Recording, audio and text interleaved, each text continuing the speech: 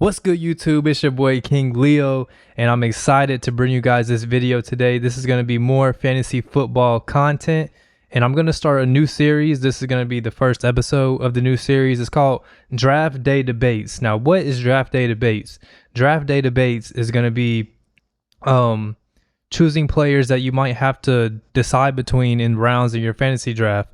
So, like, for an example, like if you had the first pick, your decision for this is going to be a PPR formats.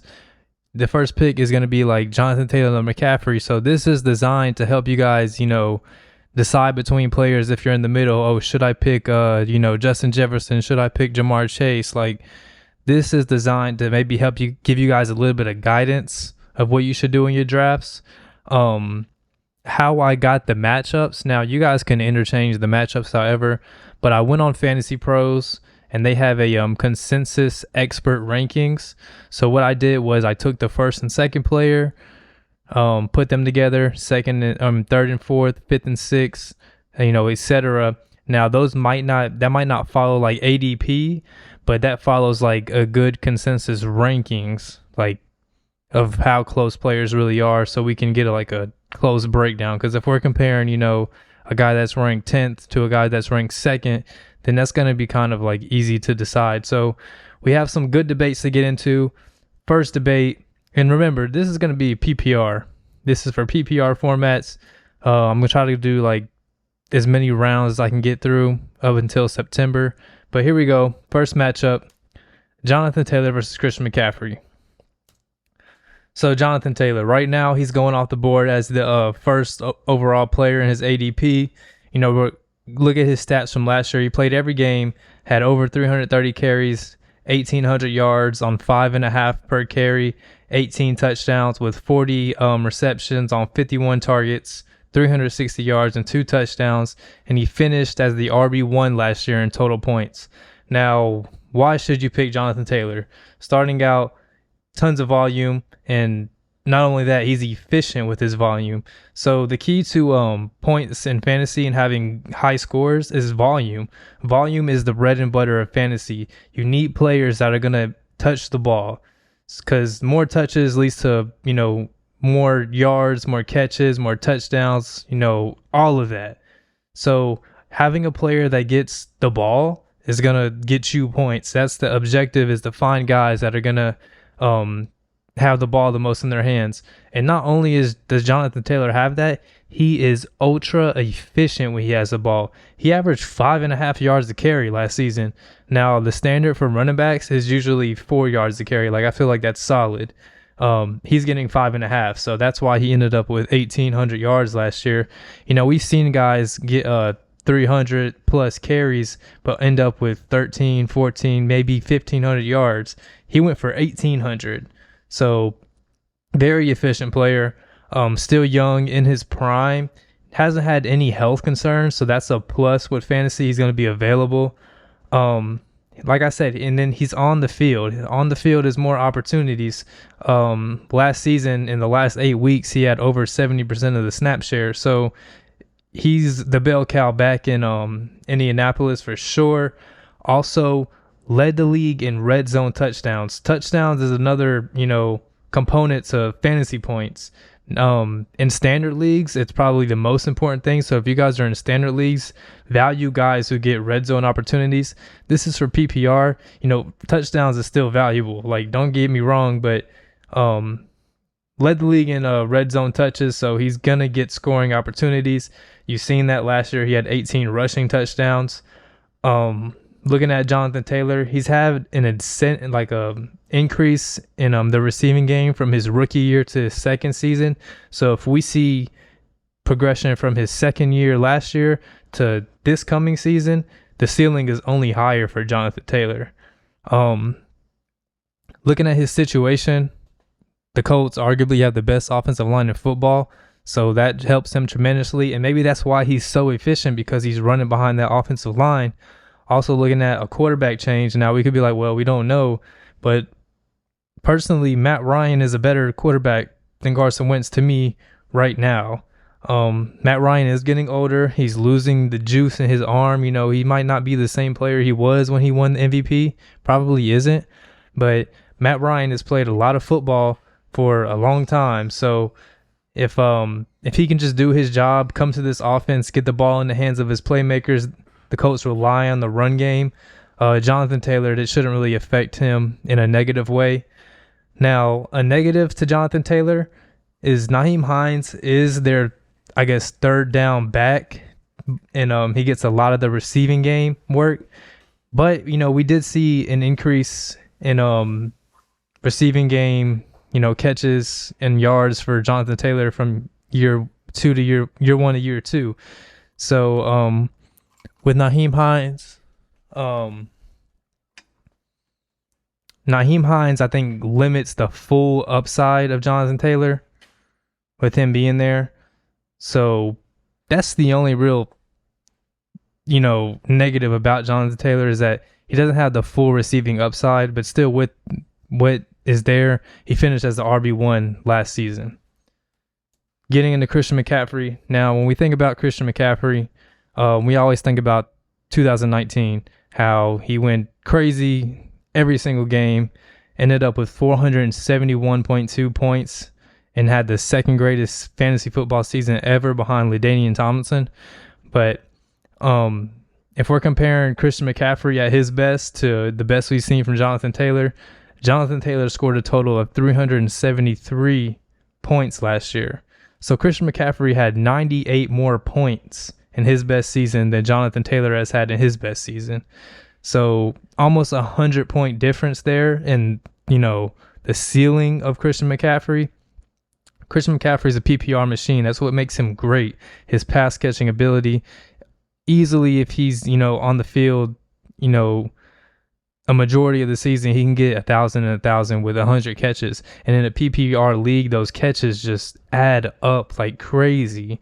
Now, we do know he didn't play a lot last year due to injury, but 4 out of the 5 games where he was on the field over half the time, he finished as RB1, RB3, and RB4. So last year, we still seen, top tier production when he was playing. Now, looking at the situation he's going into this year, they got Baker Mayfield. So, Baker didn't have the greatest season last year.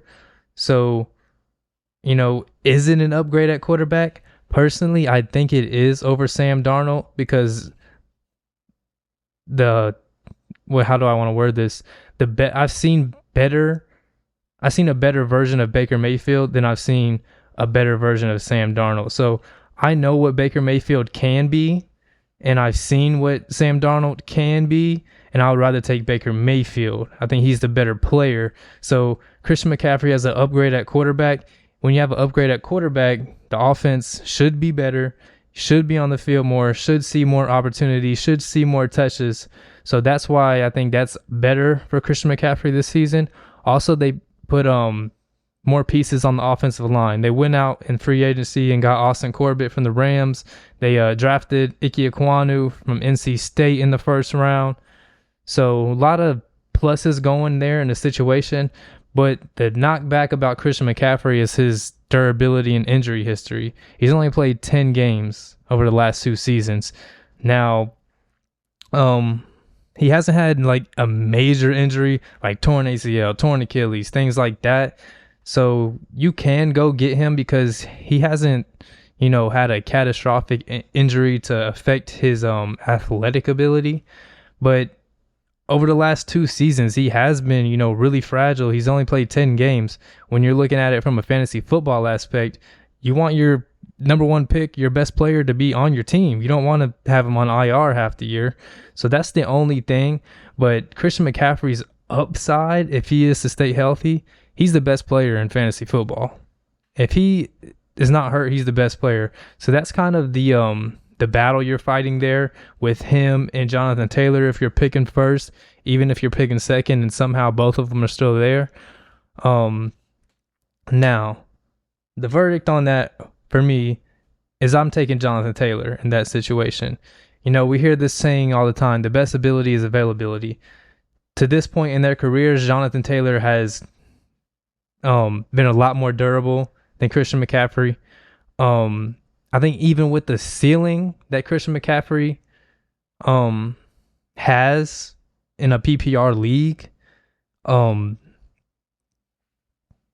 think even the ceiling that he has, the goal to playing fantasy is to win a championship. And to get to the championship, you have to win games in the regular season. You have to win playoff games. And you have to have your players available. So I would go with Jonathan Taylor. Now, nobody is immune to being injured, but just based on the history, CMC is more likely to get hurt. It's a tough decision still, but I don't think if you have the first pick, there's no need to risk, going with a high ceiling guy over Jonathan Taylor. I think Jonathan Taylor is a high floor, high ceiling versus Christian McCaffrey is a low floor, high ceiling. And at the end of the day, Jonathan Taylor gives you volume, efficiency, and durability. He's going to be there to this point in his career. So I think if you're going with the first pick, Jonathan Taylor is your guy this season. Now, getting into our next debate, Austin Ekeler and Dalvin Cook. Austin Ekeler right now has an ADP of 3rd overall. Looking at his year last year, he played phenomenal last year. He was the RB2 in PPR points. He had 911 rushing yards, 12 rushing touchdowns with 70 receptions on 94 targets with 647 receiving yards and 8 touchdowns.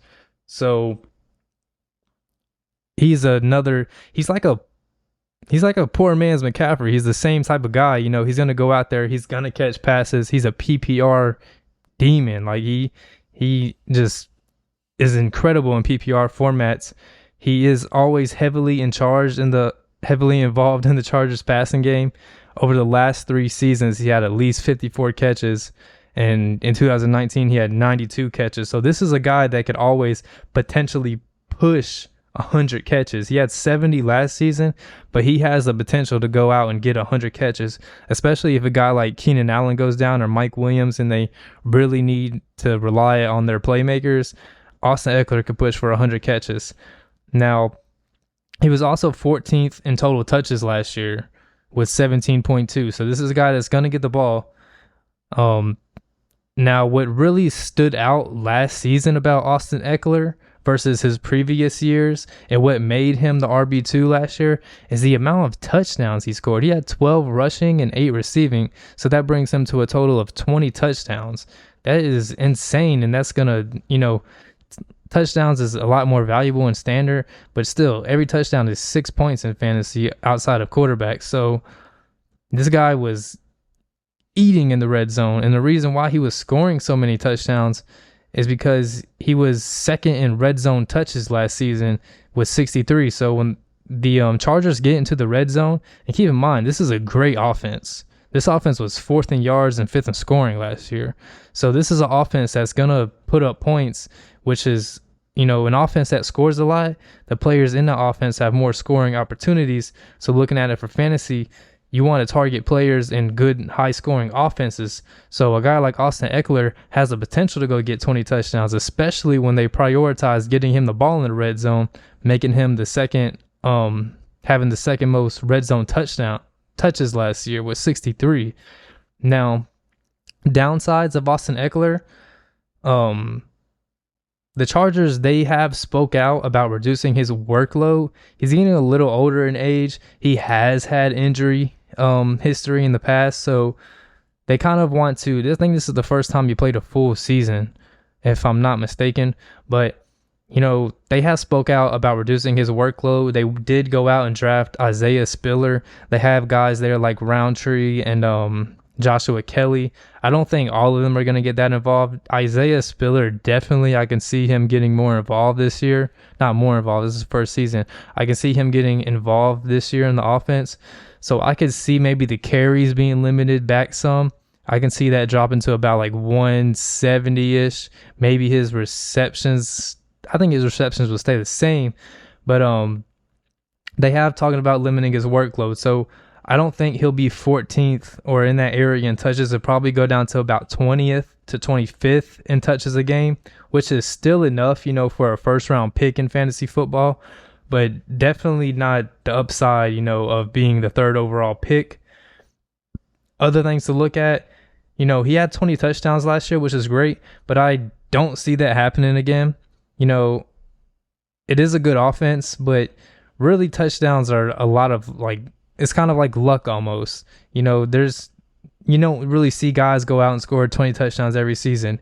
And the reason I say that with Ekeler is that the last four seasons before last year, he had 25 total touchdowns. So you're telling me a guy scored 25 total touchdowns in 4 years, and then one season this past year he scored 20, that he's going to repeat that. I think it's going to kind of balance out. We're going to see, more of what he'll average over his career.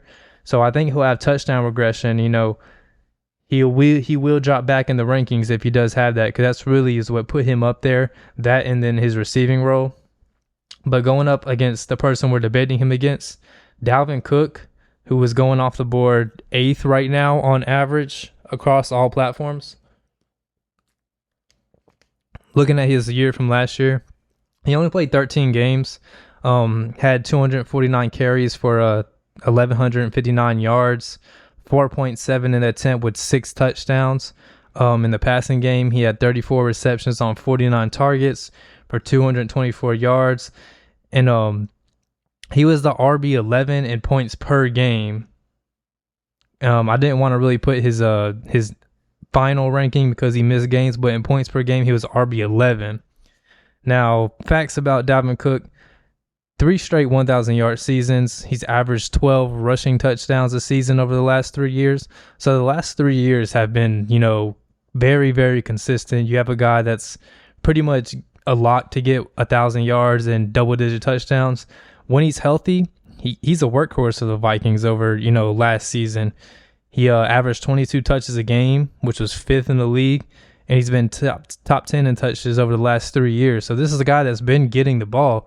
And like we talked about earlier, you want guys on your team that are going to get the ball. You want those workhorse guys. Now, the difference about this year is that it is a pro, but it is a con at the same time. Pro being this is a new offense, and we expect it to be more pass heavy, which could boost his receiving production. That's been kind of the weak spot of Dalvin Cook's game, fantasy football-wise, is he isn't that involved in the passing game. Last season he had 34 catches. So if we're going more to a passing offense, we can see that going from maybe 34 to 40, 45. We don't even know the ceiling of it, but we could expect it to be more. And this is a PPR league, so that is super valuable. But the downside of this new offense being pass heavy is that that's going to lower his rushing attempts and rushing touchdowns, just the volume overall. Now, like I said, we don't know how much is going to limit it because we haven't seen it in action yet. So I think that it's kind of like a good thing that it's a new offense, that we can see, the passing game increase, but we're also going to see rushing game decrease. So we'll see how that plays out. Definitely some uncertainty there. Another downside of Dalvin Cook is he's never played a full season. He's always got a little naggy injury going on. But he hasn't missed like a catastrophic amount of games since it was 4 years ago. But I think when it comes down to it in this debate, the player I would go with would be Dalvin Cook. And keep in mind, Dalvin Cook is going 8th in drafts versus Austin Ekeler 3rd. So this is a big upset. I think a lot of the times when you guys get into your drafts, they'll have the rankings and the ADP. And if you're unsure, you just pick, all right, I'll just pick him because he's the top ranked player. Other people are picking him. But if you really look into it, Dalvin Cook, had 22 touches on average last year. Ekeler had 17. And we've heard talks that both of them could potentially see less. So if both of them see less, Cook was already having 5 more a game. Cook should have more touches a game, and more touches lead to more points. Now, we talked about Dalvin Cook has never played a full season. He's missed 8 games over the last 3 years, but over the last 3 years, Austin Ekeler has missed 14. So we're talking about both of them losing touches. Cook should have more still. based on, last season, and we talked about durability, Austin Ekeler has been less durable than Dalvin Cook. So that's 2 pluses for Cook in those departments. And even though Austin Ekeler scored 20 touchdowns, which was made him crazy last year, Cook scored 6. If we take the last 3 seasons, Dalvin Cook has 2 more total touchdowns than Ekeler. And that could be because, he's played more games than Austin Ekeler. But, that all ties in. We have to look at that full perspective. We have a guy that's going to be there, a guy that scores touchdowns, and a guy that misses a little bit more games but scores the same amount of touchdowns. I want the guy that's going to be there more to give me more points. But with him scoring 6 touchdowns last year, I expect more of a bounce back, getting back to his average of like double-digit touchdowns rushing. So I would go with Dalvin Cook over Austin Ekeler. Both good players. I think, this one, I believe I would really, favor Dalvin Cook, but Austin Ekeler isn't a bad guy to go get. I think I would target Austin Ekeler more in that 6 to 8 range versus, 3 and 4. But we'll get into our next debate. Najee Harris of the Pittsburgh Steelers versus Justin Jefferson. Take a look at Najee Harris first. Right now, he's going off the board 7th on average in drafts. Looking at his year, last year, his rookie season, he played all 17 games, over 300 carries for 1,200 yards, 3.9 an attempt with 7 rushing touchdowns, 74 catches on 94 targets for 467 yards receiving and 3 touchdowns. Finished as the RB3 in total points last year. So with Najee Harris, the thing we love is volume. We keep talking about this. We want guys that are going to get the ball, because when you have the ball, you have more scoring opportunities in fantasy, whether it be rushing yards, receiving yards, catches, and touchdowns. So I think if you were to pick Najee Harris in drafts, you have a safety blanket, a guy that's, he has a really high floor every single week. Last year, 2nd in carries. He was 1st in snaps, touches, routes, targets, and receptions. So in a PPR league, we have a guy that is 1st in all the passing categories. So for PPR formats, Najee Harris is definitely a guy with a high ceiling. Also, he's young. His 2nd year, he's 24. He hasn't took on a lot of workload, so that should be played into his durability. He played all 17 games last year, had no problems. So we should see that again. And Pittsburgh has talked about that they want to run the ball. So I think his carries could increase potentially. So we have a guy that got 300 touchdowns last year. 300 touchdowns, 300 carries. If he had 300 touchdowns, that would be insane. 300 carries, we could see a boost in that. So that's the thing to look at. I like that. Downsides of Najee Harris, he wasn't efficient. So he averaged 3.9 yards an attempt rushing last year and 5 yards at target. So, this is a guy that's getting the ball, but he's not been that efficient. And that could tie into, the offensive line being really bad. He also had bad quarterback play from Ben Roethlisberger last year. So that could be just the situation around him, but they didn't really make any upgrades. Their quarterback this year, we don't know if it's going to be Mitch Trubisky, Kenny Pickett, what's going on there. But I still think that he has a really low floor just because of the amount of times he's going to get the ball. The difference, so Najee Harris has high volume. Jonathan Taylor has a high volume. The only difference between them two is that Jonathan Taylor is very efficient and he's in a better situation for fantasy with the offensive line provided to him. So Najee Harris is like a poor man's Jonathan Taylor. Looking at the guy he's going up against, Justin Jefferson. Right now going off the board at 6th overall, so they're 6 and 7. Justin Jefferson, historic first 2 seasons in the league. We know you guys can look at his stats from last year, just phenomenal. He was 4th in total PPR points. Over the last 2 seasons, he has 196 catches, over 3,000 yards. Both are the most ever to start a career. Last season he finished 5th in snaps, routes, targets, receptions, and yards. So a lot of, high volume receiver here.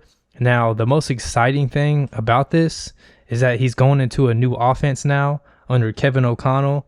They got Mike Zimmer out of there. So now they have a more offensive head coach that wants to pass the ball, coming over from the Rams last season. They plan on moving Justin Jefferson around. He's going to have that Cooper Kupp role is what we're hearing. And we hear tremendous amount of confidence from Justin Jefferson. He's been raving about why Cooper Kupp was so open and how he loves this new offense. His style fits him perfectly. So with that in play, he had 1,600 yards on 108 catches last year. I believe we can see more. I believe, he could have Cooper Kupp season. Now, it might not be the extent that Cooper Kupp had, but we can definitely see an increase in what he had last year. So if he was the wide receiver 4 last year, I think without a doubt he can be wide receiver 1 this year. Definitely in the top 3. Still young, no durability issues. He's 23 years old. He's played every game the first 2 seasons of his career. I don't really think he has a downside, but some people might say, well, Kirk Cousins is his quarterback. I believe Kirk Cousins gets a lot of hate on him for some odd reason. Kirk Cousins has been a very good quarterback in the league for a very long time. Like, Kirk Cousins has been a model of consistency. And he's not the most athletic guy like these Lamar Jackson, Kyler Murray, and he doesn't have the crazy arm talent like guys like Mahomes and Aaron Rodgers has. He's kind of just average, but Kirk Cousins is a good quarterback, and he's good enough to make Justin Jefferson have 1,600 yards receiving, 100 catches, and 10 touchdowns.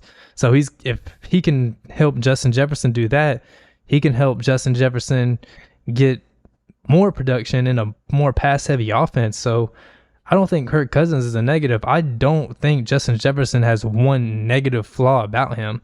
So with that being the case, I think when we're looking at him and Najee Harris, I'm taking Justin Jefferson. Now, the tough thing about it is that the value of running backs in fantasy. Running backs are very scarce. Another scarce position is tight end, but running backs drop off, in talent and fantasy production. So that's what you're fighting there. A lot of the times in my drafts, I like to go get running backs in the first round, like for sure. But I think in this situation, the potential of Justin Jefferson, he might be wide receiver 1. Like I said, he could have that Cooper Kupp-like season.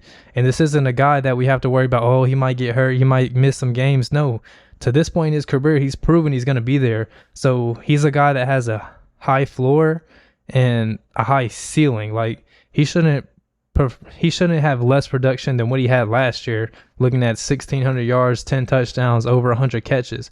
He should only improve from that. So if his floor is wide receiver 4, that's a guy you go draft.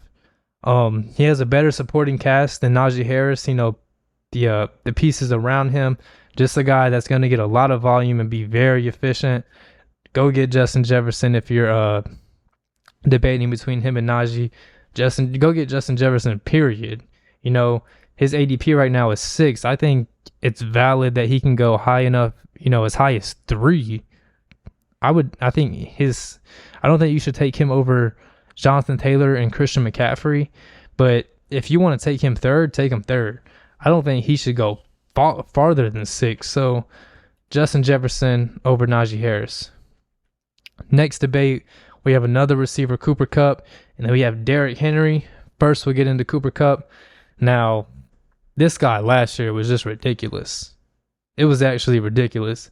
And if you guys got Cooper Kupp in your drafts last year, congratulations, because you probably won your league getting him in, the 5th or 6th round. I know I drafted him, luckily.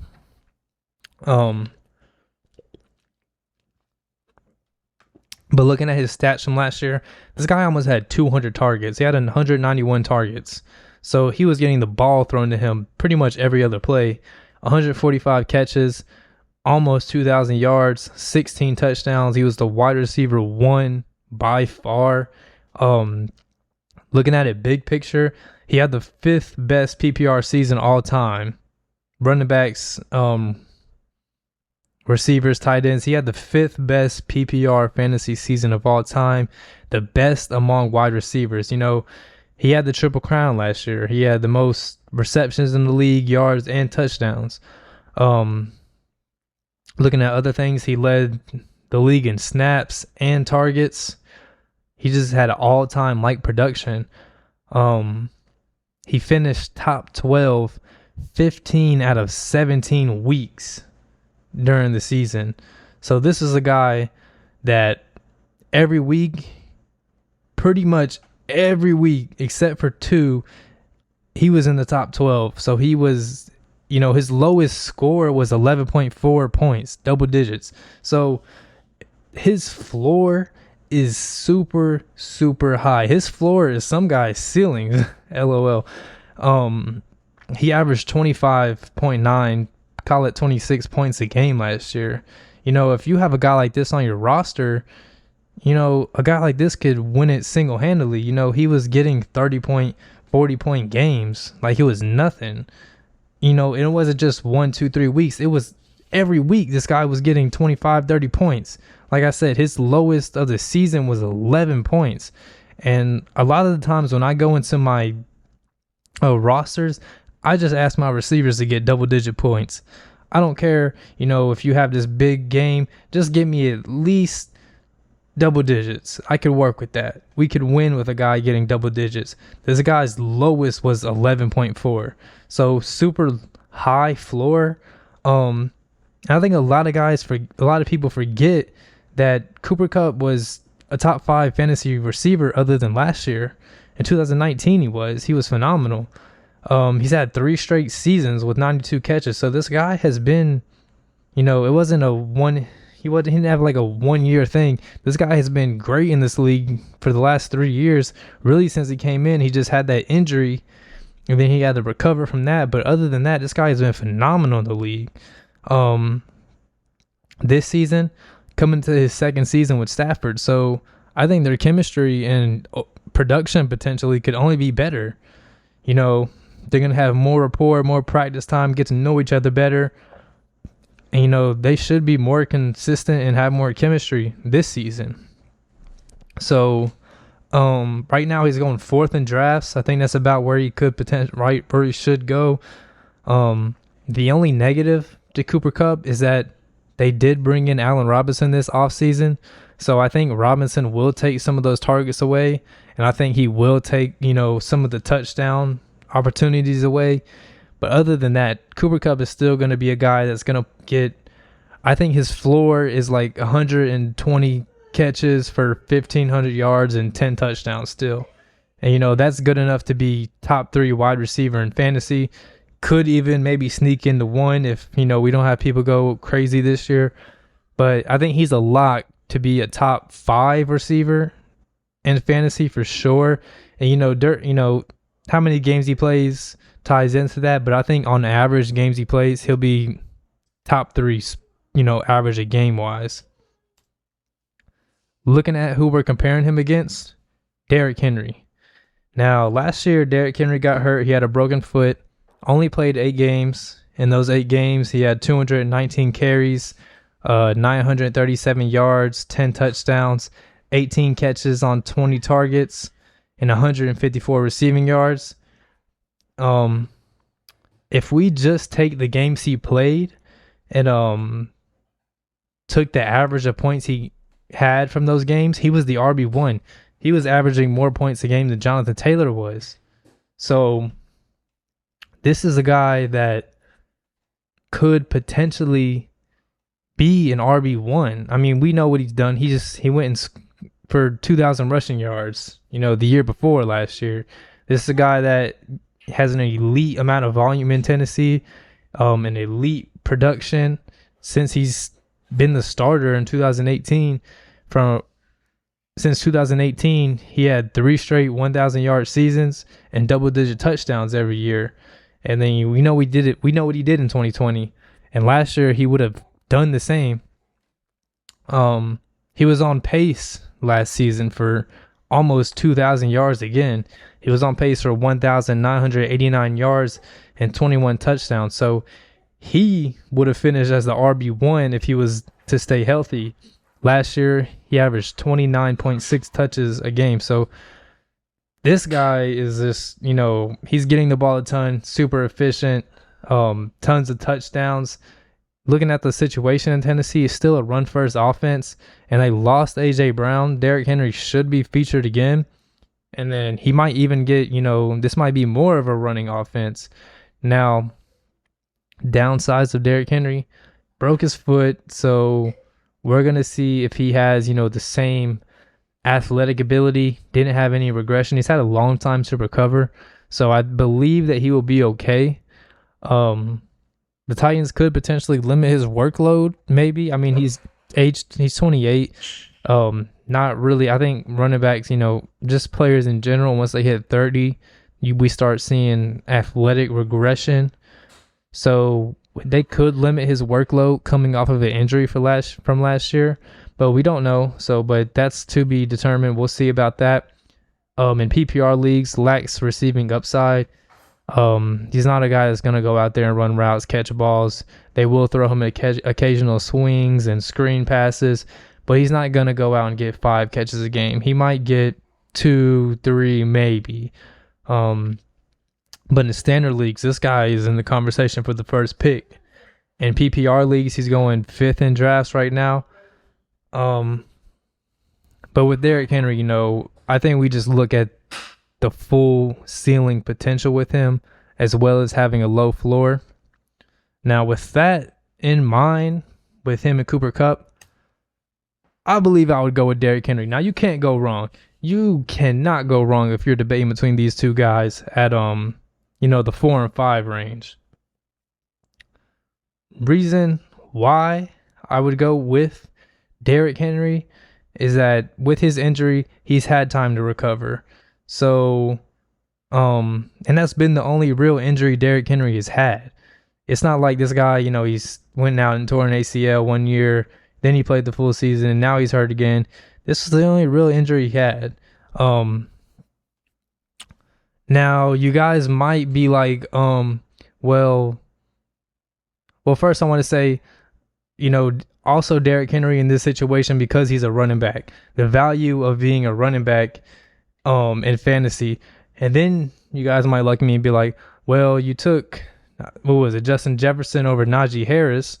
Najee Harris is a running back, but the difference with that is Derrick Henry averaged almost 30 touches a game last year. If they limit his role, say by 5 touches, if they were to do that, he would still be first in touches among running backs. So he just had a crazy workload, which could potentially still be the same. But if they limit it back some, say 5 touches, he's still going to have the most touches in the league. And again, I don't think you can go wrong with him and Cooper Kupp. Cooper Kupp could have the same season he did last year. I doubt that. I think he'll have some regression, and they're going to give Allen Robinson a lot of opportunities. But I think this just comes down to Derrick Henry is still going to be a high volume, high production, high efficiency guy, as well as Cooper Kupp. But Derrick Henry is a running back. Running backs are more valuable. I would go with Derrick Henry in this situation, but you cannot go wrong. Now into our next matchup. We got our first tight end to talk about. Travis Kelce, pairing him up with Joe Mixon. Now, Travis Kelce right now, he's going off the board in the second round. The first pick in the second round, his ADP is 13. So you're like, well, how did he make the first round video? He made the video because on Fantasy Pros, he's in the top 12.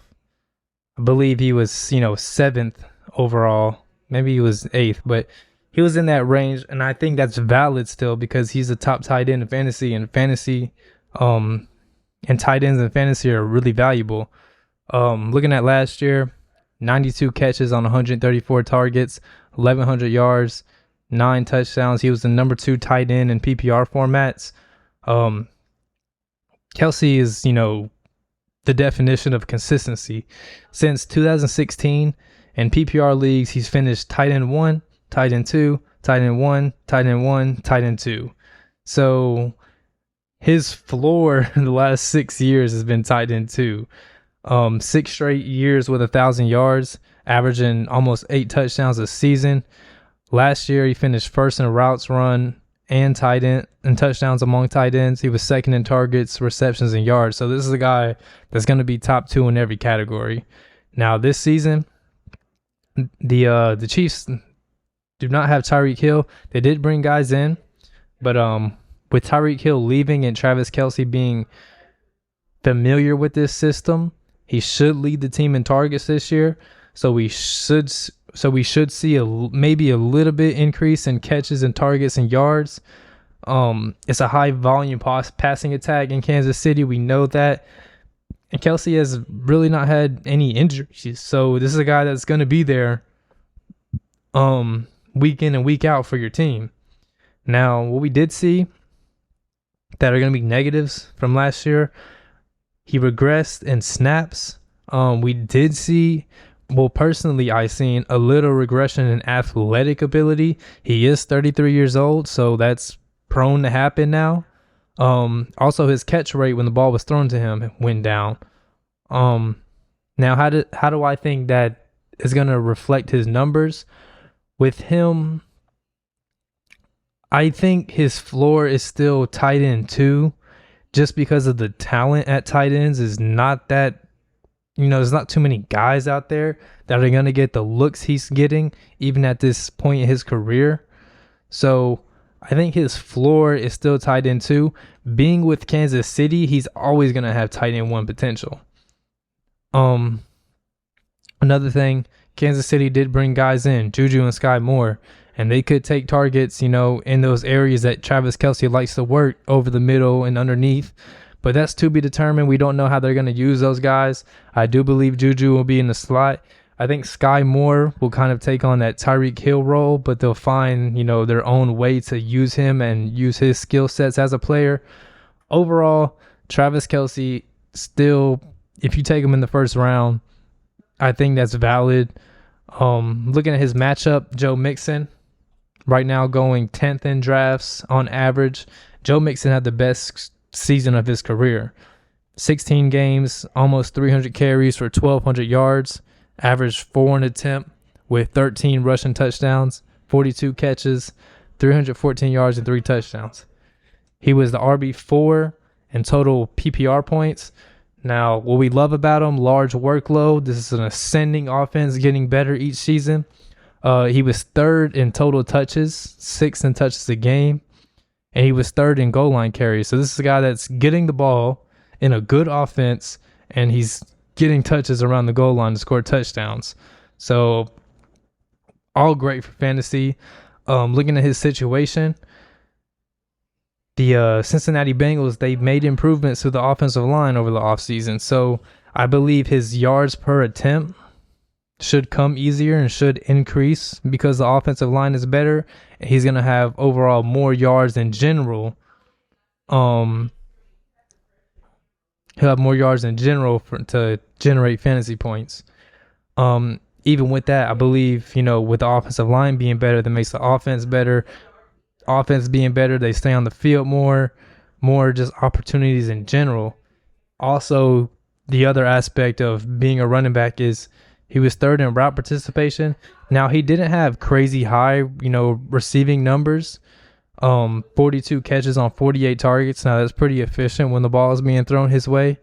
But he is a 3-down back. Like, he has the ability to do that. Now, they don't use him necessarily like they use these other guys like Ekeler, McCaffrey, Alvin Kamara. But definitely, 40 catches is still solid among running backs. Now, negatives about Joe Mixon is that this isn't an elite wide receiving core in Cincinnati. Also, the quarterback. So they could flex that muscle a little bit, look to throw the ball, more than what they did last year. And that could potentially limit his rushing numbers. He might have 20, 30 less carries. Even he played 16 games. So we know that he's missed games in the past. So in the past couple seasons, he missed 10 games in 2020. So, he could miss games potentially with his durability question marks. I think it's minor durability question marks because it hasn't been super consistent over time. But I think that's two things that could limit his overall potential. Now, when he's on the field, it's a really good guy. This guy is going to be a guy in a great offense. He's going to have a good workload to be a first-round pick. I believe I still would go with Joe Mixon in this situation. He's 26 years old. He's in the prime of his career. Like I talked about, he has 3-down back ability. Even though they don't fully use him like those elite pass-catching guys, he's still getting 42 catches, in a season. He has good volume, good offense, high touchdown ceiling being in a good offense. I think him being, 26 and we haven't seen any regression at all versus Travis Kelce being 33. We're seeing a little bit of regression. They have guys there that like to work his area of the field, so he could see less targets and catches. I think I would go with Joe Mixon, and Joe Mixon is a running back, a little bit more valuable than a tight end, even though the tight end is a really scarce position as well. But you have 2 running backs on your rosters typically, so that makes it a little bit more valuable. I would go with Joe Mixon in this situation. Now, our last debate, DeAndre Swift, Jamar Chase. DeAndre Swift. Right now, he's going off the board at 12 overall right now.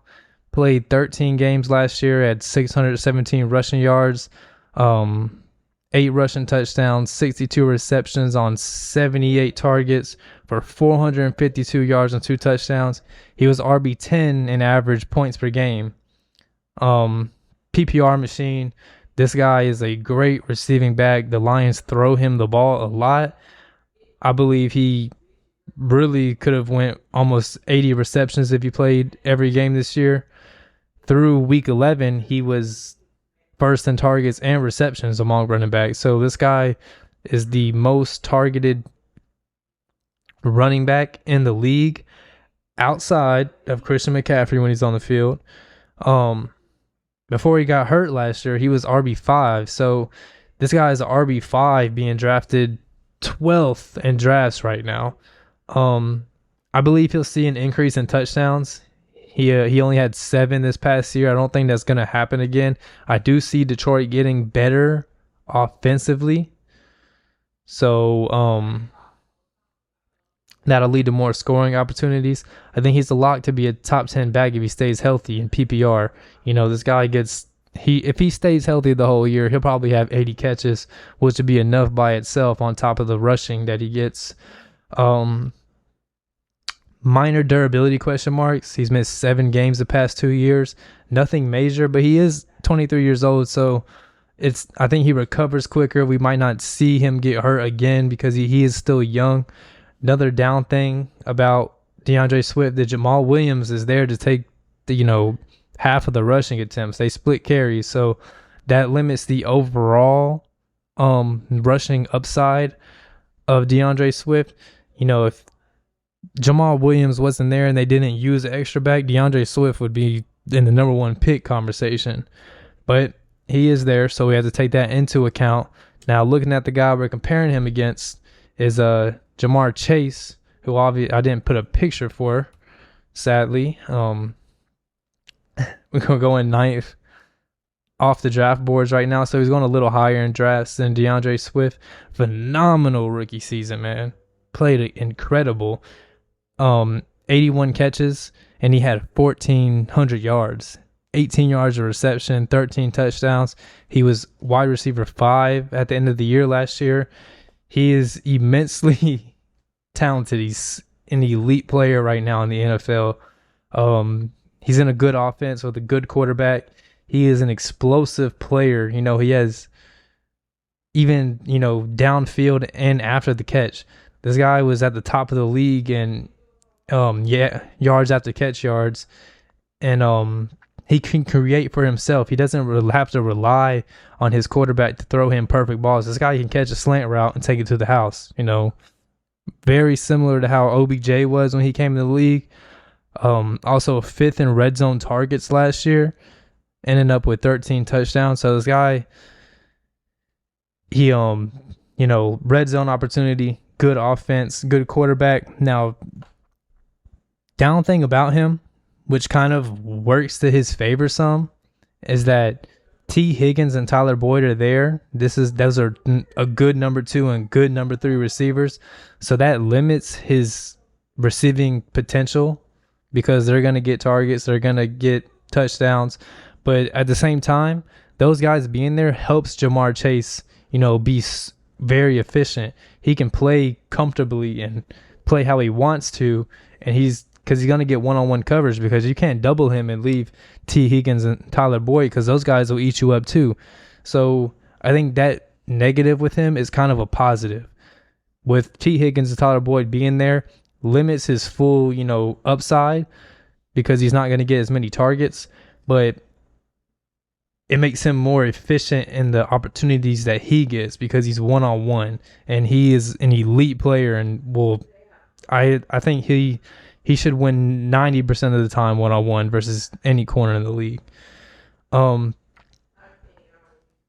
Taking that into consideration, I think Jamar Chase is the guy I would go with. Elite last year, and it was his rookie year, so I believe that's his floor. Wide receiver 5 is his floor. I don't think we've seen the best Jamar Chase yet. He could get more targets this year. If he gets more targets, then we'll see bigger numbers and higher scoring fantasy points from him, and he can score on any given play. This guy is so explosive.